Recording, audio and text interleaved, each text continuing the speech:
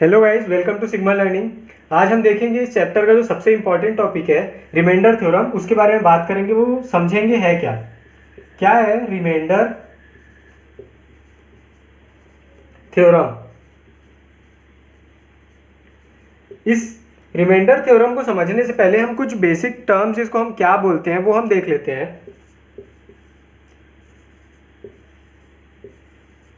मान लो कि इस चीज़ को डिवाइड करना है हमको इससे, ठीक है। यहाँ पे माइनस करने के बाद हमको कुछ मिलता है।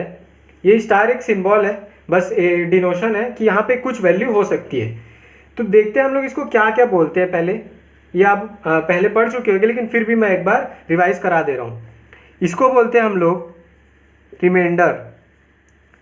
इसी के बेस पे थ्योरम है, लग रहा होगा रिमाइंडर थ्योरम। यहाँ पे रिमाइंडर है, यहाँ पे ये जो है इसको बोलते हैं कोशेंट। ये हमारा डिवाइजर और ये हमारा जो डिवाइड हो रहा है उसको हम बोलते हैं डिविडेंड। क्या बोलते हैं? डिविडेंड। जिससे डिवाइड करते हैं उसको बोलते हैं डिवाइजर, जो डिवाइड होता है उसको डिविडेंड, जो बच जाता है उसको रिमाइंडर बोलते हैं, जो सबसे लास्ट में बचता है वो रिमाइंडर होता है, और जो हमारा आंसर बोलते हैं, आंसर होता है, उसको हम लोग बोलते हैं कोशेंट। इसको कुछ लोग यहाँ लिखते हैं, कुछ लोग यहाँ पे भी लिखते हैं, दोनों चीज सही है। हम लोगों ने छोटी क्लास में रिमाइंडर थ्योरम को कुछ इस तरह पढ़ा था यार, कि अगर मैं डिविडेंड को लेफ्ट साइड में रखूं और अगर ये इसके बराबर क्या होता है, dividend is equals to divisor into quotient, ये ब्रैकेट में, और इसको अगर मैं रिमाइंडर से प्लस कर दूं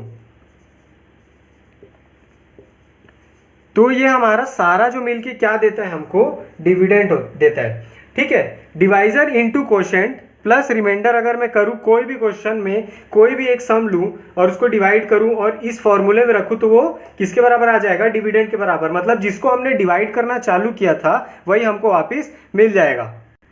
जो भी पढ़ा है उसको हम लोग एग्जाम्पल से समझते हैं। कि मान लो हमारे पास 15 है, हमको बोला गया कि इसको डिवाइड करो 6 से, तो क्या होगा? 6 2 जा 12, यहाँ पे माइनस करने से बचा 3। अब इसको अगर मैं उस फॉर्मूले में रखूं, क्या था? कोशेंट हमारा क्या है? 2 है, इनटू डिवाइजर क्या है हमारा? 6 है, प्लस रिमाइंडर क्या है हमारा? 3 है। तो ये क्या आएगा? 6 इंटू 2 12 प्लस 3, और इस तरीके से 15, और ये 15 क्या है हमारा? डिविडेंड।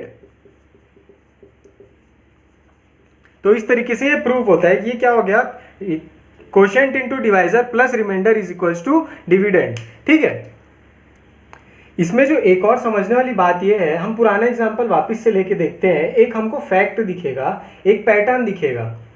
अगर मैं इसको 6 से डिवाइड करूं, ये कुछ इस तरीके से आएगा, यहाँ पे 3। तो हमेशा ये चीज़ ध्यान रखना, और ये चीज़ फैक्ट है, इसी रिमाइंडर थ्योरम से निकला हुआ है। क्या? कि हमारा जो रिमाइंडर है वो या तो ज़ीरो होगा, या फिर क्या होगा, इससे मतलब डिवाइजर से छोटा होगा। अगर इसको आसान सी भाषा में बोले कि क्या होगा, रिमाइंडर फिर will either be equal to 0 और will always be less than divisor. समझ में आई बात? अगर हमको कोई रिमाइंडर मिलता है और ये इसके रिमाइंडर ना सिर्फ दो ही वैल्यू पे एग्जिस्ट कर सकता है, या तो ये 0 होगा या तो डिवाइजर से छोटा होगा, कभी भी डिवाइजर से बड़ा नहीं होगा। मतलब यहाँ पे जो 3 आया वो दोनों एक कंडीशन फॉलो करता है, ये 0 तो नहीं हुआ लेकिन डिवाइजर से छोटा जरूर है, 6 से छोटा जरूर है।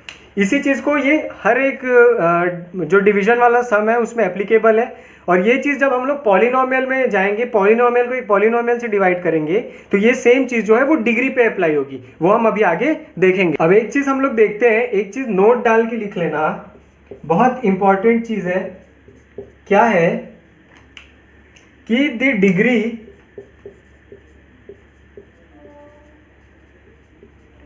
Of remainder will always be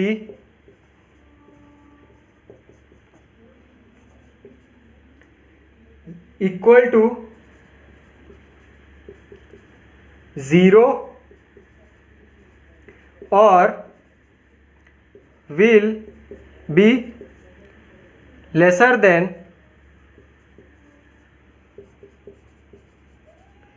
the degree of divisor। इसमें भी वही सेम चीज़ है जो हमने पिछले अभी कुछ टाइम पहले डिस्कस किया था कि कोई भी अगर हम नंबर से नंबर को डिवाइड करते हैं तो उसका जो रिमाइंडर है वो डिवाइजर से या तो छोटा होगा या तो 0 होगा। उस केस में क्या था, सीधा एक नंबर था तो उसको हम लोग डायरेक्ट कंपेयर कर सकते थे। यहाँ पे एक पूरा पॉलिनोमियल है, उसको कैसे करेंगे? तो इसके लिए तरीका ये है कि हम इसकी डिग्री को देखें कि अगर जो रिमाइंडर है उसकी डिग्री या तो 0 होगी या तो डिवाइजर से लेसर होगी, मतलब उससे कम होगी। ठीक है, समझ के बाद अब एक जो सबसे इंपॉर्टेंट टॉपिक है उसको सॉल्व करने का तरीका देखेंगे। क्या देखेंगे हम लोग? Steps to divide a polynomial with another polynomial. क्या देखेंगे? स्टेप्स देखेंगे। बारी बारी करके एक एक करके हम उसको स्टेप में देखते जाएंगे और हमारा क्वेश्चन क्या हो जाएगा? सॉल्व होते जाएगा। स्टेप नंबर 1 क्या है? अगर कोई पॉलिनोमियल को पॉलिनोमियल से डिवाइड करना है तो उसके लिए सबसे पहला स्टेप क्या है? Arrange the terms of both dividend, मतलब जिसको डिवाइड करना है, एंड डिवाइजर, मतलब जिससे डिवाइड करना है, इन डिक्रीजिंग ऑर्डर और डिसेंडिंग ऑर्डर, दोनों सेम है। Descending order of what? Of their degrees. मतलब कि क्या समझे इससे कि कोई भी हमको कैसा भी दिया हुआ रहेगा उसको हम लोग एक जो नॉर्मल फॉर्म होता है, एक आइडल फॉर्म होता है, उसमें हम लोग को कन्वर्ट करके रखना है। कि एक एग्जांपल लेते हैं, हमको दिया हुआ है px is equals to x plus 3x² minus 1 दिया है। ये डिविडेंड है, इसको हमको डिवाइड करना है। किससे डिवाइड करना है? Let's say gx is equals to 1 plus x say. है तो ये सही, ये भी पॉलिनोमियल है, ये भी पॉलिनोमियल है, लेकिन डिवाइड करने के टाइम हमको पहले स्टेप में क्या करना है? Arrange the terms of both dividend and divisor in descending order of their degrees. इसकी डिग्री क्या है? डिसेंडिंग ऑर्डर में अभी नहीं है, कैसे भी है। क्या है यहाँ पे? x की डिग्री क्या है या फिर एक्सपोनेंट क्या है? यहाँ पे 1 है, यहाँ पे 2 है, तो डिसेंडिंग नहीं हुआ, ये असेंडिंग हो गया। यहाँ पे 1 पहले आ गया, 2 बाद में आ गया। इसके पावर में देखो, ये 2 है, यहाँ पे 1 है, दिख नहीं रहा है, लेकिन यहाँ पे 1 तो है। तो इसको हम लोग को क्या चेंज करके रखना है? px को क्या करें हम लोग? 3x² को पहले लिखें, उसके बाद 2 है, अब जिसके x के पावर में 1 कहाँ है? x में, तो x को लिखे। अब x टू द पावर 0 कहाँ है? यहाँ पे 0 है, मतलब 1 है, यहाँ पे सिर्फ कांस्टेंट है, तो इसको लास्ट में लिखेंगे। वैसे gx में क्या लिखेंगे? x को पहले लिखेंगे, x वाले टर्म को पहले लिखेंगे, जिसका पावर जो x में ज़्यादा है उसको पहले लिखेंगे, फिर उससे कम, फिर उससे कम, फिर सबसे लास्ट में क्या लिखेंगे हम लोग? कांस्टेंट को लिखेंगे। तो ये हमारा पहला स्टेप हुआ। ये चीज़ हमको पता चल गई, ये चीज़ हमने पिछले स्टेप में सॉल्व कर ली। अब एक स्टेप और आगे बढ़ते हैं। स्टेप 2 में क्या बोले कि वी डिवाइड और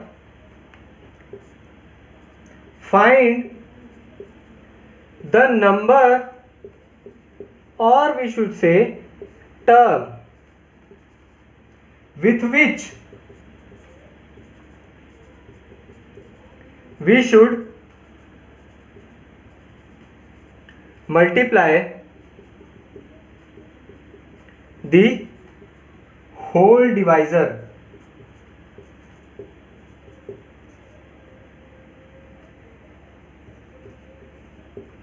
ये बहुत कॉम्प्लिकेटेड सा लग रहा है, क्या है इसको समझते हैं। क्या है, हम लोग को सेकेंड स्टेप में क्या ढूंढना पड़ेगा? वी डिवाइड और वी शुड फाइंड। क्या है, हम लोग ढूंढते हैं एक ऐसा टर्म को जिसको हम पूरे डिवाइजर से मल्टीप्लाई करें तो डिविडेंड के कहीं करीब आ सके। इसका मतलब क्या है? एक पुराना एग्जांपल लेते हैं, 15, इसको डिवाइड किया किससे? 6 से, क्या हो गया? ये 12 और ये यहाँ पे 3 आ गया। ठीक है, तो हमको कैसे पता चला कि 6 को हम 2 से ही मल्टीप्लाई करेंगे तो 12 आएगा, और 12 क्या है 15 के सबसे पास है। अगर एक बार और कर देते तो ये क्या हो जाता 15 से बड़ा हो जाता। तो हमको ये पता करना पड़ा ना कि 6 को हमको 2 से ही मल्टीप्लाई करना है, तो ये 15 के पास आ पाएगा, ये 12 जो लिखे हैं, तब फिर कुछ रिमाइंडर आएगा ये बाद में। तो ये जिसको 2 से हम लोग मल्टीप्लाई किए तो डायरेक्ट टेबल था, तो पता चल गया कि 2 से मल्टीप्लाई करना है। अब इस केस में हमको कैसे पता चलेगा कि x + 1 को हम लोग किससे मल्टीप्लाई करें तो वो इस चीज़ के करीब आ पाए। तो इसको हम लोग ढूंढने के लिए क्या करते हैं, सबसे ईजी तरीका क्या है कि हमारा जो डिविडेंट है इसका पहला टर्म क्या है 3x² और डिविडेंट का डिवाइजर का पहला टर्म क्या है x, ये दोनों को हम लोग डिवाइड कर देते हैं। डिवाइड करने से क्या आएगा 3x हमारा आ जाएगा।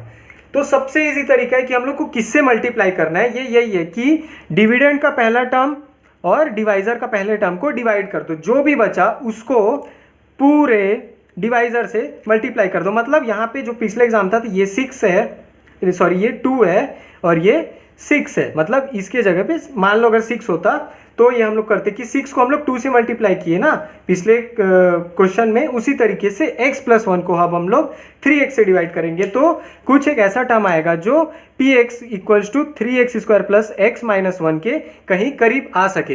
ठीक है, देखते हैं कि और आगे क्या करना है इसका। हमको पता चल गया, एक और चीज़ पता चली, नई चीज़ पता चली क्या कि हमको किससे मल्टीप्लाई करना है 3x से मल्टीप्लाई करना है। तो कर देते हैं 3x से मल्टीप्लाई। क्या करना है gx × 3x। ठीक है, gx क्या था हमारा x + 1 था, x + 1 × 3x करेंगे तो क्या आएगा 3x² + 3x, ये आएगा। 3x को हम लोग x से मल्टीप्लाई करेंगे तो 3x² आ जाएगा और 3x को हम लोग 1 से मल्टीप्लाई करेंगे तो 3x आ जाएगा। तो हमको क्या है ये पता चल गया। तो हमारा क्वेश्चन कहाँ तक के सॉल्व हो गया। अगर मैं इसको ऐसे लिखूँ 3x² + x - 1, इसको हमने किससे डिवाइड किया था x + 1 से। तो क्या पता चल गया था हम लोग को कि किससे मल्टीप्लाई करना है, किससे मल्टीप्लाई करना था 3x से मल्टीप्लाई करना था। मल्टीप्लाई करने के बाद क्या आएगा ये हम लोग निकाल चुके हैं, क्या आएगा 3x² + 3x, ये आएगा। अब इसको यहाँ पे साइन चेंज करो, यहाँ पे माइनस साइन हो गया तो ये माइनस हो गया और ये भी माइनस हो जाएगा, तो ये तो डायरेक्टली कैंसिल हो जाएगा। +3x² - 3x² डायरेक्टली 0 हो जाएगा। ठीक है, और ये क्या हो जाएगा -3x + x, इस तरीके से -2x और ये 1 जो है नीचे उतर के -1 हो जाएगा। ठीक है, अब जो हमारा नेक्स्ट स्टेप है, ठीक है, ये मल्टीप्लाई करके यहाँ तक के क्वेश्चन आ गया। अब जो हम लोग को स्टेप 3 में बोलते हैं क्या होता है कि treat remainder as a new dividend. ये अभी क्या हुआ, अभी के लिए हमारे पास क्या है ये एक रिमाइंडर हो गया। पूरा आखिरी इस क्वेश्चन का रिमाइंडर नहीं है लेकिन ये एक फर्स्ट स्टेप का रिमाइंडर तो जरूर है। तो हमको अब अभी तक के लिए हमारा क्या था डिविडेंड ये था, ये अब हमारा डिविडेंड क्या हो गया ये हो गया। ठीक है, तो अब इसके लिए ढूंढना है। ठीक है, एक बार इसको मैं साफ करके सही से बताता हूं। तो अभी तक के हमको क्या समझ में आया था कि ये हमारा आ गया था 3x से हमको मल्टीप्लाई करना था, ये पता चल गया था। कैसे पता चला था, अब इसको एक नए क्वेश्चन की तरह देखना है। अभी तक के हमारा डिविडेंड क्या था ये था, अब हमारा डिविडेंड ये बन गया है। तो फिर से हम लोग इसको कैसे मल्टीप्लाई किससे मल्टीप्लाई करें, उसके लिए फिर से क्या होगा, इसका पहला टर्म मतलब क्या -2x और इसका पहला टर्म क्या x, इसको हम लोग डिवाइड कर दें तो क्या आ जाएगा यहाँ पे -2। मतलब हम लोग को किससे मल्टीप्लाई करना है, यहाँ पे आंसर में क्या लिखाएगा -2। -2 से अब ये -2 लिख दिए, अब -2 तो आ गया। अब इसको क्या करना था, हमको डिवाइजर से मल्टीप्लाई करना था। ठीक है, क्या करना था मल्टीप्लाई करना था। तो 2 × x + 1 अगर है, इसको सॉल्व करेंगे तो क्या होगा 2x + 2। मतलब यहाँ एक फर्स्ट टाइम एक बार देखते हैं। सबसे पहले क्या करना है डिविडेंड को अरेंज करना है, डिवाइजर को भी अरेंज करना है। उसके बाद क्या करना है डिवाइजर का फर्स्ट टर्म को डिवाइजर के फर्स्ट टर्म से डिवाइड कर देना है इसके फर्स्ट टर्म को। ठीक है, ये दोनों को डिवाइड किए तो हमको 3x मिला। अब इस 3x को इससे पूरे मल्टीप्लाई कर दिए, यहाँ पे लिख दिए। ठीक है, ये आ गया, माइनस किए तो ये आ गया। अब इसके फर्स्ट टर्म को इसके फर्स्ट टर्म से फिर से डिवाइड कर दो तो हमारे पास क्या आएगा, -2 आएगा। अब इस -2 को फिर से इससे मल्टीप्लाई कर दो तो ये आ जाएगा और लास्ट में रिमाइंडर आ जाएगा। अब कुछ बच्चों के मन में ये आएगा कि हमको डिवाइड आखिर कब तक के करना है। हमको डिवाइड तब तक के करना है जब तक के डिवाइजर की डिग्री रिमाइंडर की डिग्री से बड़ी ना रह जाए। मतलब हमेशा रिमाइंडर का जो डिग्री है वो डिवाइजर की डिग्री से जब तक कि छोटा नहीं हो जाएगा तब तक कि हम लोग को क्वेश्चन को डिवाइड करते रहना है। यहाँ पे इसकी डिग्री क्या है, 1 है, और यहाँ पे क्या है, 0 है। तो अब हम लोग जाके रुके कि यहाँ पे डिवाइजर की डिग्री 1 है और रिमाइंडर की 0 हो गई, मतलब छोटी हो गई, तब हमको इसको आगे बढ़ाने से रोक देना था। हमको समझ में आ जाएगा कि हमारा क्वेश्चन खत्म हो गया और ये हमारा आंसर हो गया। तो इस क्लास में यार इतना ही बस, और आगे की क्लास में हम लोग देखेंगे कि इसको और अच्छी तरीके से कैसे करना है, नए नए एग्जाम्पल लेंगे, नए नए क्वेश्चन लेंगे। तो thank you for watching this video. अगर ये वीडियो पसंद आया तो लाइक करो, शेयर करो, और कोई भी डाउट है तो उसको कमेंट करो, या फिर हमारा जो कोरा का एक स्पेस बना हुआ है वहाँ पे जाके डाउट पूछोगे तो जल्दी से वहाँ आंसर होने का प्रोबेबिलिटी ज़्यादा है। यहाँ पे भी आएगा लेकिन वहाँ जल्दी आंसर आ सकता है, तो वहाँ जाके फॉलो करो और कोई भी डाउट है तो कमेंट करो। Thank you.